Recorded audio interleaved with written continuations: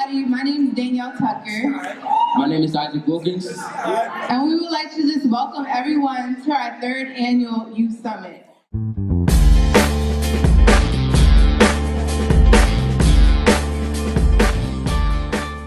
The Y.O.U Summit is a 2-day event, and our first day is entertainment, and it's a talent show that was in the auditorium yesterday. And then today we had different workshops. One was on how to show the world your best, and our second workshop today was by our keynote speaker, Principal Baruti Kafele, and that was on transforming your ideas into a mission and a dream, and just executing that in your life.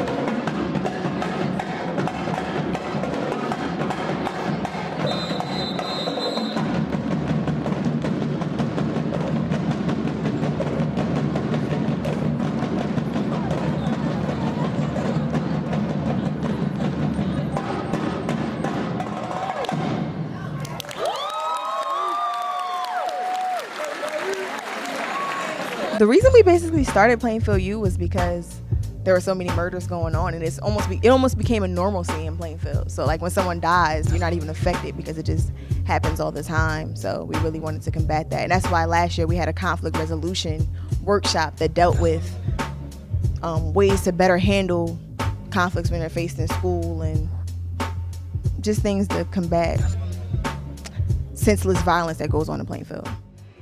He earned his BA degree in Management Science Marketing from King University, where he graduated summa cum laude, and his MA degree in Educational Administration from New Jersey City University. He's also the recipient of over 100 educational, professional, and community awards, which include the King University Distinguished Alumni Award in 2013, the New Jersey Education Association Award of Excellence in 2011, the Wilkins National Educator Award in 2009, and the City of Dixon, Texas, proclaiming February 8, 1998 as Baruti Kafele Day. So without further ado, I would like to introduce Mr. Baruti Kafele.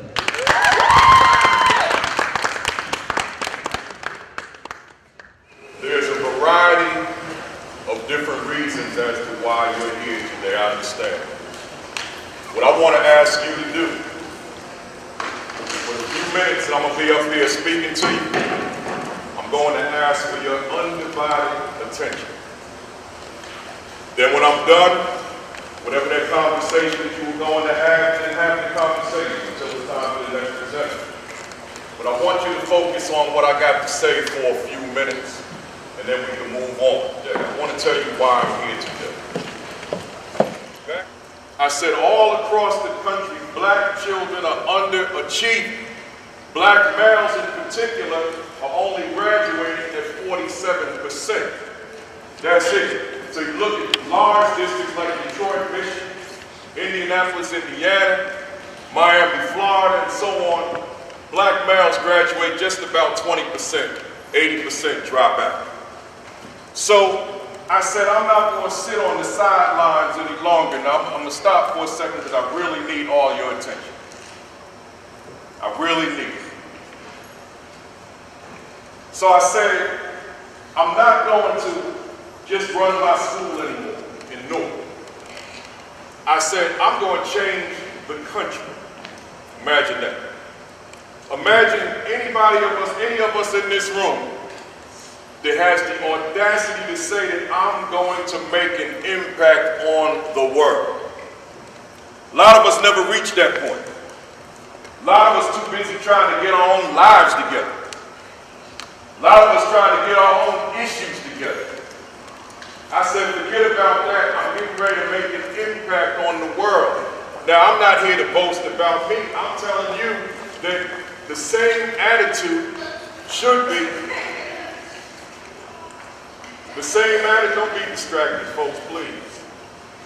The same attitude should be and must be in this room. So let me show you what happened. And before I go any further, let me say this to you. I talk to teenagers from the East Coast to the West Coast. I either speak to them or I'm sitting in an audience watching others speak to them. Let me ask you something, young people. I want to ask you to be serious at the right time.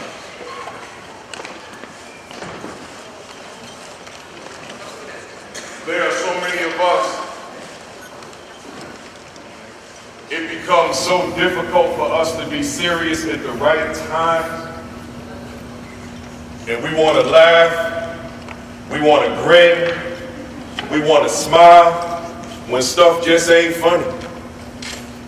There's a book I read that kind of spoke to that a long time ago. It's called The Miseducation of the Negro. It was written in 1933 by an author by the name of Carter G. Woodson. I read that book as a very young man, and there was a paragraph in it that kind of stuck with me. I want to share it with you quickly. It says, when you control a man's thinking, you do not have to worry about his actions. You do not have to tell him not to stand here or over yonder. He will find his quote-unquote proper place, and he will stay in it. You do not need to send him to the back door. He will go without being told. In fact, if there is no back door, he'll cut one for his special benefit. His education makes it necessary. When I read that, it woke me up back in 1984. I had been asleep up to that point. I'm saying to you, we got to make sure that our thinking is not controlled by outside and external forces. We got to think for ourselves. We got to think critically and analytically, but we got to know when to be serious. So going back to this business that I run now, hear me well. When I left North Tech in 2011 to start this business, the business was to go out and train teachers and train principals, because teachers across America were failing miserably. Because teachers across America were producing results where black children, Latino children, were not achieving at the highest possible levels. So when I saw that, I said, I can't blame the children. I can't blame the student. I got to look at the teacher and say, teacher, what are you doing that you're not connecting with these black children so that they are serious, focused, diligent, disciplined, and resilient toward their lives? What is it that you're not doing that so many black and Latino children are willing to accept average, mediocrity, and failure? I said to them, don't tell me that black children are not highly capable, brilliant, and extraordinary thinkers. Don't tell me that. So I went on and started this business called Principal Kafele Consulting, where I would go into schools across America and train teachers and principals and superintendents and others how to connect with black children. And a funny thing happened when I started this business, folks. And this is why I came here to talk to you today. Hear me well. A funny thing happened when I started this business. As you all know as teenagers, when you go into business for yourself, it's not an easy thing to do. You're not guaranteed to be successful. You might lose money. You might lose your investment. You might not have customers. You may go out of business. But when I started my business, I didn't even advertise. All I did was put up a website and let the rest do its work. And next thing I knew, I'm bringing in every year about $500,000. Now, let's talk about that. I thought I'd get your attention when I talk about money. Next thing I knew, I'm bringing in about $500,000 a year without trying, just waking up and going to work in the morning. My own business. Well, why are you making all this money, Principal Kafele? All you're doing is talking to teachers and you making that kind of money? Yeah, I had to cut some of it off because it was too overwhelming, but let me tell you what happened. For those of you who are listening, the business was to go out and train teachers. Because school districts were calling me every day, they still do. I've gotten at least 2 calls since I've been sitting here waiting for you to finish lunch. And they're saying, Principal Kafele, we are unsuccessful with our African American children. Will you come out and train us? Now, my business shouldn't be working. I shouldn't be making money. I should be out of business. But the emails come all day. The phone calls come all day. And next thing I know, I'm making all this money that I had no anticipation of making. I never thought in my wildest dreams that I'd be looking at my bank account making $500,000 a year. I never imagined that. But it's not that I'm making that because that's what I wanted to do. All I wanted to do was help teachers and principals to become better. But because I don't work for free, funny things started happening. So I'm saying to you, Carter G. Woodson said, when you control a man's thinking, you don't have to worry about his actions. You should be thinking right now, thinking to yourself, this man standing before us is right. He should not be making all this kind of money. Because we are a people who were born brilliant, who were born most highly capable, who were born with the ability to achieve anything in life that you set your sights on achieving. You are the descendants of a great and mighty people who has spread civilization all over the world. And now here we are, when you look at the statistics across the country, the lowest achieving in the nation. The highest dropout rate in the nation. The highest suspension rate in the nation. The highest expulsion rate in the nation. And then we want to come into a classroom, not you, but someone down the street, and play games, laugh, not take education seriously, not take our lives seriously, not realizing the game that is being played to control you. I shouldn't say, but I'm gonna take a risk, Teacher Wish, right here with the Yankee hat. I shouldn't do this, but I'm gonna do it. Her presentation, right after I finish mine, is going to deal in large part with how our minds fall under the control of forces that mean you no good. She'll deal with that on the screen. But when we get to a point where we're going to think and then become doers and then become a threat to those in power. See, I know I'm a threat to folks. I know that. But the question is, are you? And I'm a threat because of the work, my work ethic. I'm a threat because of my daily grind. And because of my work ethic and my daily grind, I'm one of those, my motto is never satisfied. I will never reach a point in my life where I can say, job well done, Principal Kafele. Never. Because I'm never satisfied. I'm always striving to become better and better than I was the day before. My other motto is always driven. See, I don't have time to rest, folks. I don't have time to sleep. I'm in about 3 to 4 states a week. Just got home from Chicago early this morning. Speaking to teachers out there. Off to Detroit on Monday. I'm just constantly moving, but here's the beauty. Hear me well. When I go to the mirror in the morning, young people, when I wake up in the morning, I go to the mirror. And I'm looking at the boss looking back at me. See, I made a decision a long time ago. Hear me well. Young lady said to me, she said, what you gonna talk to them about? I said, I have no idea.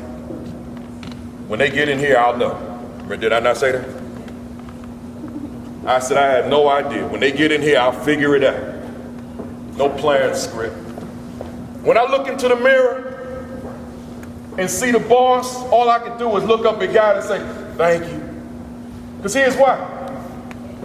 Everyone in this room knows somebody, some adult, that can't stand going to work in the morning. Everybody in here knows some adult that can't stand being at the job in the morning. Because when you get to the job, if it's not your passion, then you really don't want to be there. So now you got some boss tell you, okay, here's what time you can take your 5-minute break. Hear me well, because I don't want to say this and then you wind up being that. So the boss says, here's what time you can take your 5-minute break during that 8-hour day. Then lunchtime comes, okay, take your half hour and make sure you're back by whatever time, 1 o'clock. Then in the afternoon, okay, 2:15, you take your 5-minute break, make sure you get back to your desk or your job, whatever you're doing, by 2:20. 4 o'clock, all right, time, you can go. A week later, here's your check. You open it up, man, this ain't nothing. Now you go back to work and you in that same cycle for life. See, I made a decision, young people. I can't live like that no more. I used to live that way. I said, no, I'm not looking at no boss no more. I'm not giving no fake smile. Good morning. I'm not doing that no more. How was your weekend? I'm not doing that no more. I said, I'm going to be the boss.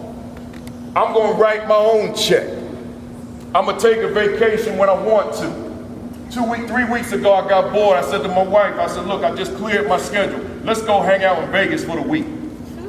So we just went on to Vegas. I take a vacation when I want to.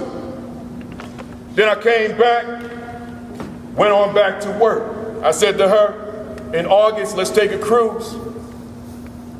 Let me go out here and do some work now. So I'm saying all that to say this, folks. You can live the same way, but not if you're making bad decisions. I don't know how much time they gave me, and I don't want to take all your time, but I want to show you how to do whatever you want to do with your life. I can do that in like 5 minutes. I want to show you how to be successful. I know you've heard people tell you different ideas and strategies all your life.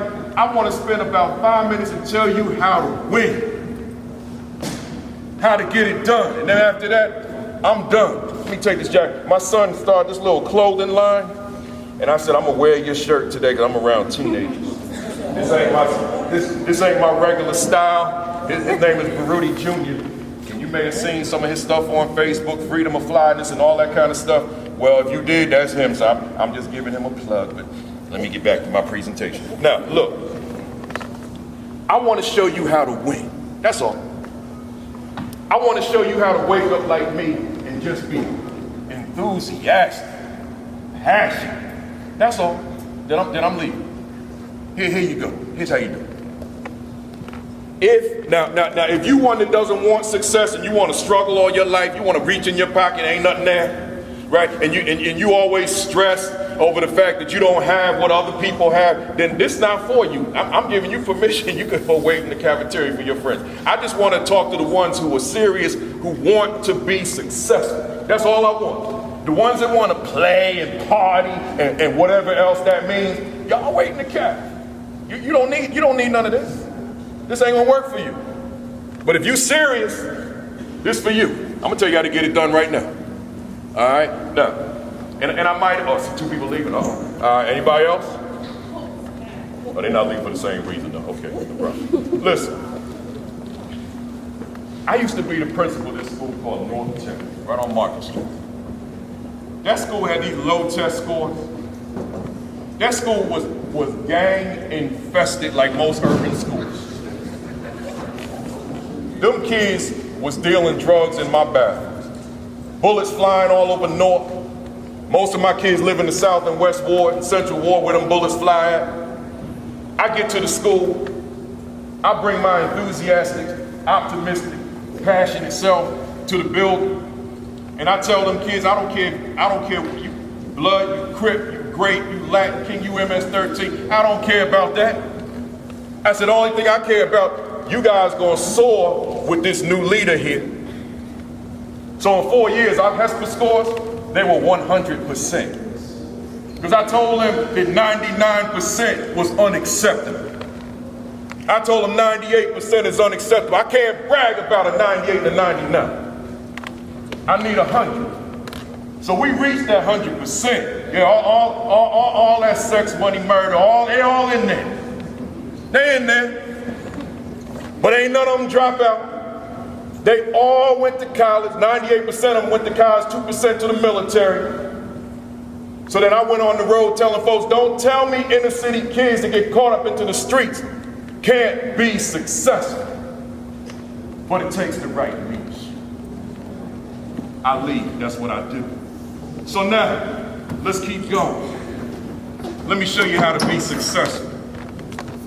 Them kids using them again as a frame of reference, I told them the same thing I'm telling you. That first day I came in, that first day speech, you know how teenagers are, here come the new principal, everybody laughing at them, everybody talking, texting on, they were doing that. But after that 30 minutes was up, they were looking right at you. Uh-oh, this dude is serious, this guy's about being a winner. This guy's about being successful. So here come the HESPA scores. Right out the roof, 100%. Right out the roof. See? So excuses. All right, so now let me give you the plan. Here's the plan. Here it is. Here it is. Somebody in here might want to be a millionaire. Well, I'm gonna tell you how to do it. Somebody in here might want to start their own business. Somebody in here might want the scholarship. Somebody in here might want this dream job. Whatever the case may be, I'm gonna give it to you. And then you run with it. Now, somebody else in here, they fell victim to Carter G. Woodson. When you control a man's thinking, you don't have to worry about his actions. You have to tell him not to stand here or yonder. He'll find his proper place and stay in it. So you got somebody in here, they say, what I need to listen to Principal Kafele for? That man don't know nothing. What do he know? What are he gonna tell me? I'm in here, I'm inside of detention. What are you gonna tell me? He don't know. I got all the answers. See, I'm here because I'm forced to hear this man. I don't want to hear him. I'm forced to hear him because Principal Brown said I got to be at Saturday detention. So that mindset is in the room too. I know that. But then you got some others, they ready. Here's the answer. I'm not going to delay it no more. Step one. It starts, you good on the mic now? I'm trying. You know I can't use that mic. Step one. It starts with this little word. Hear me well. Try not to deviate. If your friend sends you a text, write them back, say, Principal Kafele, give me the answer to my life. Hit me up later. Now, it starts with this little word called idea. I-D-E-A. You want to live your dream? It starts with this little word. Idea. So you got to search deep down within yourself. You can't be with your friends either. You got to be alone. You got to be somewhere in the corner in the room. There's nobody else there. And you digging deep down within and you saying, what is my idea? What is it that I can do different that nobody else is doing? What can I do to distinguish me from everyone else? Let me give you an example of what I mean. Some of you know Mr. Lanier over there. I was just talking to him. In education circles, young people, everybody's talking about this thing called achievement gap. And they say, we gotta close the achievement gap. Black students, Latino students on this side, white students, Asian students on this side, and then this gap in between. So that teachers and principals will spend 20, 30 years trying to close the gap, bring black and Latino test scores up with white and Asian test scores and eliminate the gap. Well, I said later for the achievement gap. I came up with something of my own. I created something called the attitude gap. And then I gave it a definition, an idea. I said it's the gap between those students who have the will to strive for excellence and those who do not. Let's close that gap and achievement will find. So I went on and started going all over the country teaching about this concept that I created at my desk in my house. Then I went to my publisher. I said, look here, I want to write a book called Closing the Attitude Gap. Will you publish it for me? They said, go ahead. I went to a hotel on 1 and 9 in Woodbridge, right off the turnpike, and stayed in that room for 5 days with the goal of writing 5,000 words a day last July. By the end of that week, I had 25,000 words written. Then during August, on a vacation on a cruise ship, sitting out on the balcony, I wrote the rest of it, sent it to them. That book comes out on September 1st. Closing the Attitude Gap. Here's my point. Idea. Creating something that did not exist. See, I look at, let me say something, and when I say this, try to stay serious with me, you teenagers now. If there's a hip hop fan in here, let me say it again. Stay serious, folks. Let me not have to wait for you guys to get to laughing out your system and then I get back to it. Just stay with me, because I'm really serious. If there's a hip hop fan in this room, I can guarantee that I listen to more hip hop than you do. I can guarantee you. Now, without all that backlash, let's keep it moving. But my intentions are not the same as yours. This young lady's getting ready to show this video. Now I'm really giving it away, but work with me. She showed certain images. She was testing the system. Now stay with me, don't get excited, just stay with me. Because I'm serious and I want her so she can get to her part. So when I'm looking at it, and I'm gonna tell you why I listen to more hip hop than whoever listens to the most in a minute, so stay with me. When I was looking at it, I said, wait a minute, I went over to it. I said, when you gonna add Lil Wayne, Future, Rick Ross, Drake, 2 Chainz, and the rest of them? I said, when you gonna add them? I said, because as bad as what you just showed is, them folks I just named took it to a new level of control of the mind. So, I don't recall what her answer was, but here's my point. I study them rappers like they were the university classroom. So when Lil Wayne puts out something new, mixtape, whatever, I'm on it. Not because I like it. Since I'm in about 3, 4, 5 states a week, I'm in hotels all the time. I'm by myself, I ain't got nothing to do. So I go to YouTube, and I'm watching the videos all night long. Might have the TV playing in the background, NBA playoffs, whatever. But I'm keyed in on the video, right? Because if I'm gonna be effective as an educator, and as I tell educators all the time, if you're gonna be effective, you got to know your kid. And if they're being consumed by that poison, you got to know them. So I make sure that I listen to it. I make sure that I understand it. And it makes me that much more relevant in what I do. But the key word here is idea. Idea. I just had an idea. But then you take your idea, I'm gonna give you this real quick, and turn your idea into your dream. But you first gotta have the idea. Then make that your dream and become obsessed with your dream. You so obsessed with it that you don't allow distractions to come into your life. So if the dream is like narrow, like this staircase here, I don't know what's happening over there. It ain't important.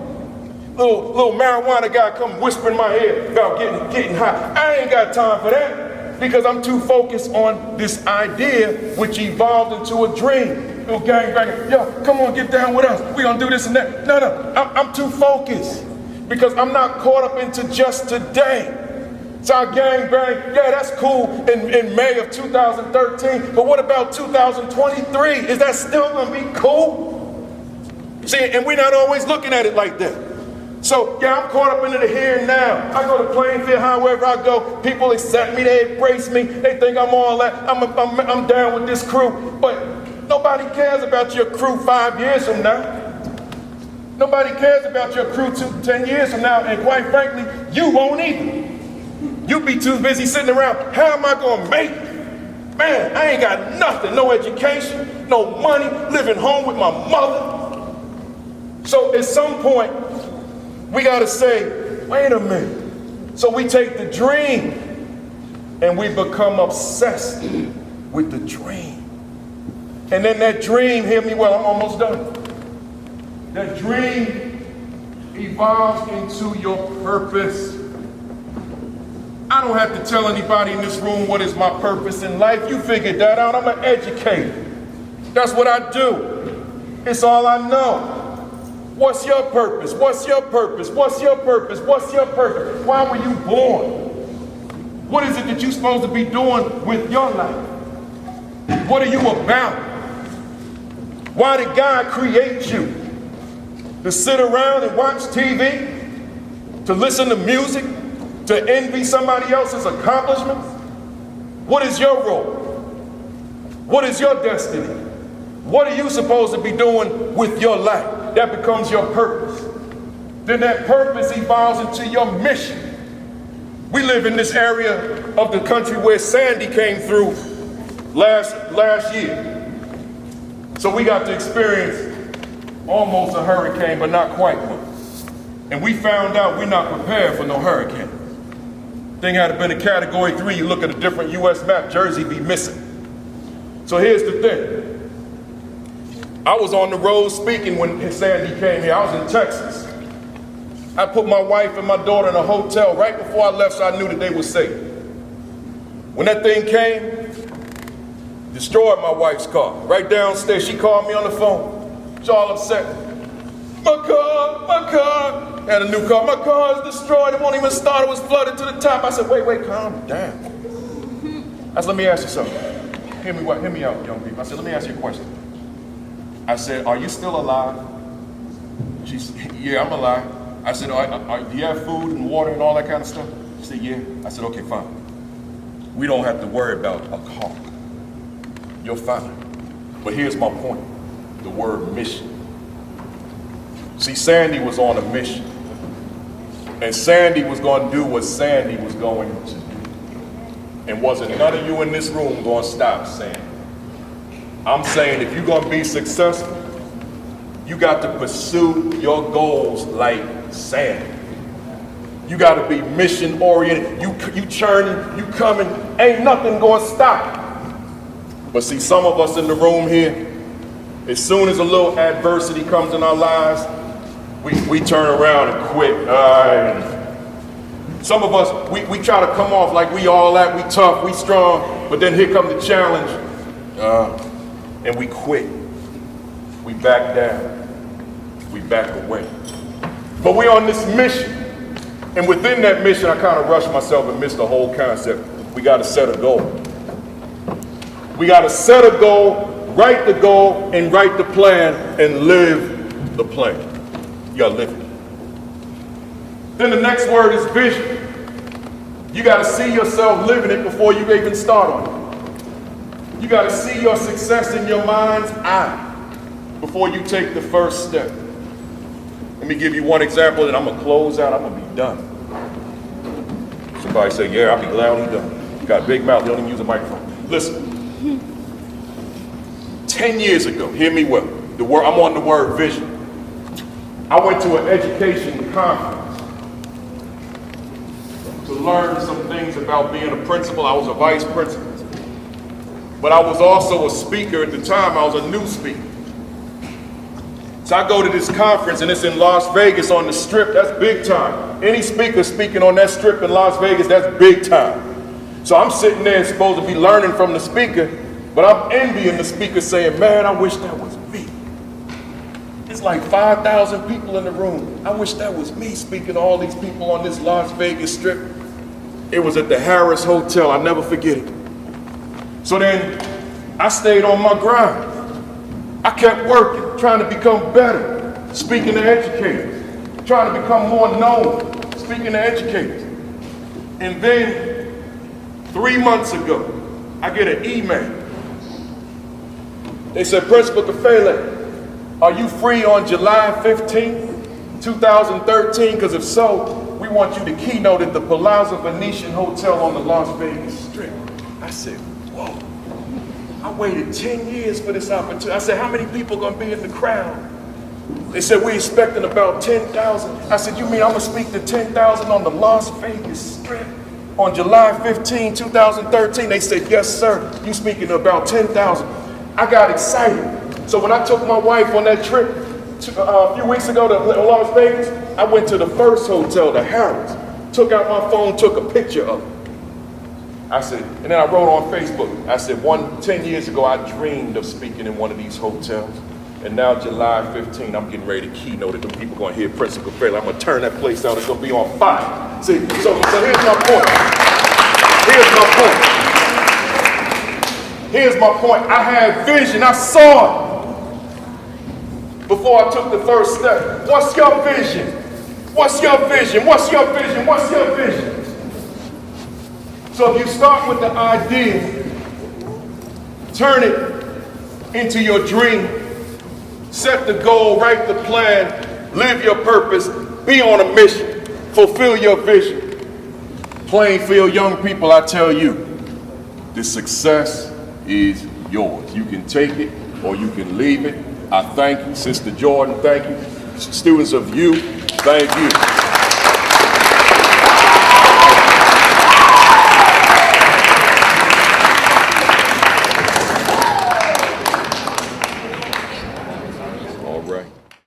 It's really easy to just think of something in your head and forget it because there's a bunch of different thoughts going in and out of our heads every day. But to make a mission, you're actually writing something down and, conceptualizing it and executing it. Okay.